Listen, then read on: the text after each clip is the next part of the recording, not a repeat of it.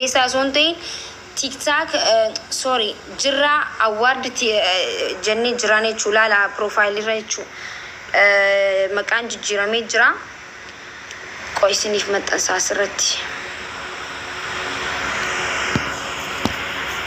ono akka argitanitti akkana jechuun jirra TikTok award akkana goone jechuun maqaa jirra goone jira.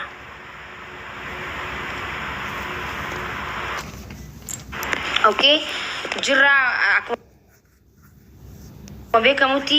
family jirra amma dura hundeessee akkan jirru beeytanii jirra family mana khiyyaama gize seentan jirra family jaa because jecha jirra joo kana hedduu jaaladha jirra jaa caaluun gize hundaa hojjechuudha aariin jira bar waan warningiin akkananiif wallahi an oromoo tan hedduun jaaladha tiktokiin immoo na dhiisuu didee warabbi gize hundaa akkana irra gubanii jiran amma faa نين عارة والله أورمو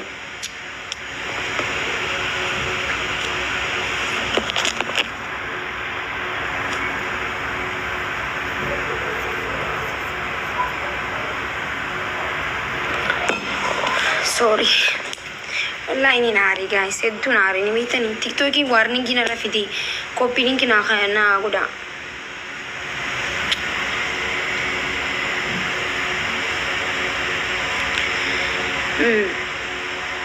Okay. Kopiling ko dami hunda kaysa no kopiling ko da. Ako be kamuti jirra family aka gafa game khiya jirra family hunde seni beitani. Jirra family sabab ni tijannib ni beitan. Jecha hacaalu jecha jirra jo naftanya ni sodati. Hacaalu gize du jirra jirtu ja. Jirra ja ni beitani khana. jirra hedduu jaalanna oromoon hundinuu jecha jirraa joo kana akka malee jaalanna ammas ni jiraanna ifduras ni jiraanna gizee hunda oromoon jiraataa deemti seenaan jiraatti ilmaan horaa deemnaa jechuu saniifuu awaardiin jirraadhaan ta'ee jira jechuudha hundi keessanuu profaayila kana goradhaa jirra awaardi tiktaakii jechuu jirra awaardiin gizee hunda hojiilee boonsaa hojjeta jirra awaardiin kuni kan ijaarameef yaadannoo Haacaaluu Hundeessaatiif jirra family osoo hin ta'in jirra awaard TikTok gizee hedduu jirra awaard osoo hin ta'in awaardii Haacaaluu Hundeessaa akka jiru ni beeytanii nuti immoo gama TikTokiitiin jirra awaardii TikTokii qopheessinee jirra jechuudha badhaasni amma godhamuu deemuu fi dorgommiin amma godhamuu deemtu jirra awaardiidhaan godhama yaadannoo Haacaaluutti wal qabsiisee jechuudha jirraan kuni jirra awaardiin waadaa isiniif galla waggaa waggatti yaadannoo Haacaaluu gama TikTokiitiin namoota osoo dandeetii qabanii dhaloota qubee dhaloota Haacaaluu Hundeessaa dhaloota oromoodha warroota dandeetii osoo qabanii immoo dandeetii isaanii as bahanii ibsatiin dhaloota osoo onnee qabanii onneen isaanii asitti mul'atiniif banamee jechuudha wanni kuni achirraan immoo akkuma beekamutti maqaa Haacaaluutiin jirraa jechuun Haacaaluudha ni beeytan hundi keenyaa'u jecha jirraa jiru Haacaaluu Hundeessaan itti yaadannaa jechuudha saniifuu hojiilee boonsaa hedduu hojjetaa jirraa awaardiin ammallee guyyaa 27 sagantaa kan qophaa'u guyyaa 27 guyyaa 28 guyyaa 29 immoo ni xumuramu guyyaa 29 kanamoonni ittiin ijoolleen ittiin dorgomte ittiin badhaafamanii fi yaadannoo Haacaaluutti wal qabsiifameeti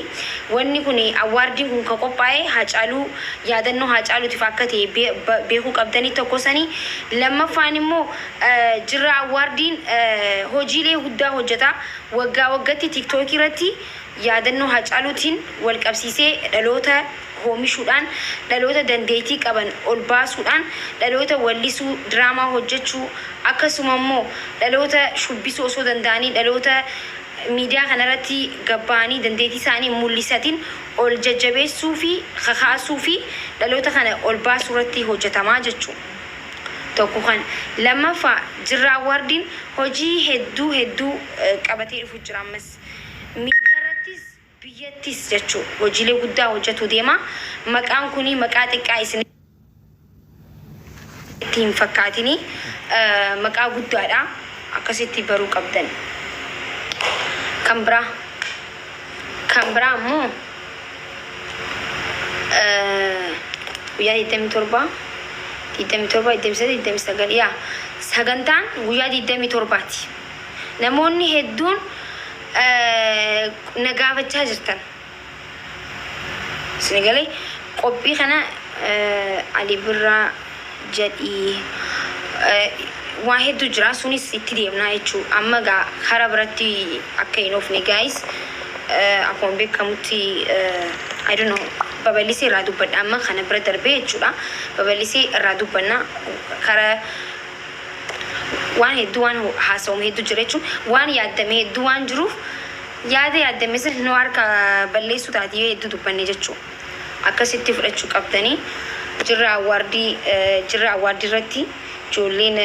dorgommii qopheessan guyyaa 27 fi 28 29 telegiraam irratti waan isin post godhu jirtan waan isin itti dorgomuudhaaf dandeetii keessan hunda walaloo qabu shubbisa danda'u dandeetii keessan hunda laalu jira waan isin jalaa hin dubbatiniif gaafa guyyaan gee keessan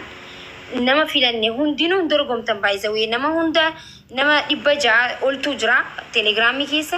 nama san hundaa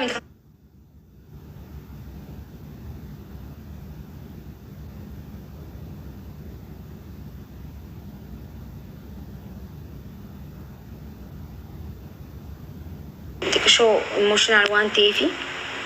babalisi hindubanni gana keessa babalisi isinif dubadda akuma beetani profiling kunuti asirratti jira namonni hundi keessanu profile jirra award kana waradda jirra award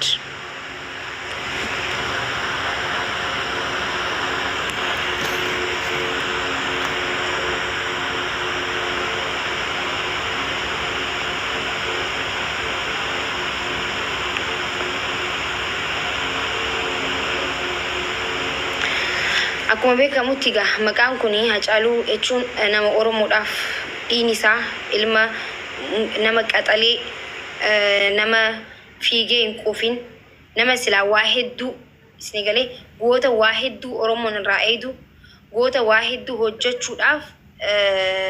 kaayyoo guddaa qabu goota walleellee hedduu baasuudhaaf kaayyoo qabutu ummata Oromoo jalaa wareegame namoonni maqaa kana maaliif hin goone maqaa sanii maaliif hin goone maqaa kana maaliif hin goone jettanii yaada kaastanii kana godhu jira Hacaaluun by the way akkaataan inni itti wareegamee fi akkaataan wanni hundinuu waan hedduu nu keessaa sammuu keenya keessaa hin banneedha kanumaaf awaardiin immoo Hacaaluu hundeessaa inni jira akkuma beekamutti garuu gama tiktookiitiin jirra awaardii qopheessuu waan barbaanneef saniin qopheessine jechuudha akkasitti hubadhaadha karaa biratti nu batinaadha karaa biraatiin illeen hojii namni jiru waa hedduu hojjeta waan ta'eef ganaa waa hedduu hojjechuu deemna waan ta'eef kana godhaan jeena hundinuu gootota keenya hundinuu artistoota keenya hundaa'uu ni jaalanna gootota keenya hundaa'uu ni jaalanna goota sanii maan ta'in goota kanaan maan ta'in jettanii akka yaada hin kaasne kuni jechuun sagantas balleessaa tokko jaa lammaffaa immoo tokkummaa keenya illee nu jalaa diisaa jechuudha sinigalee miti akkasitti fudhachuun qabdan ayyee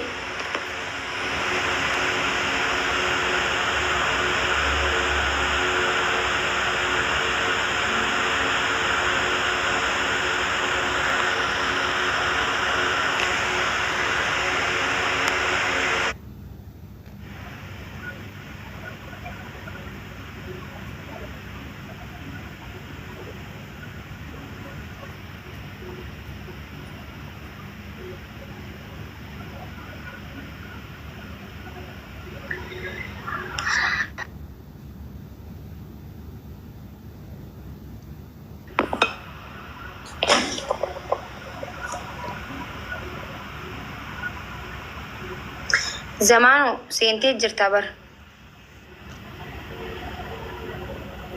زمانو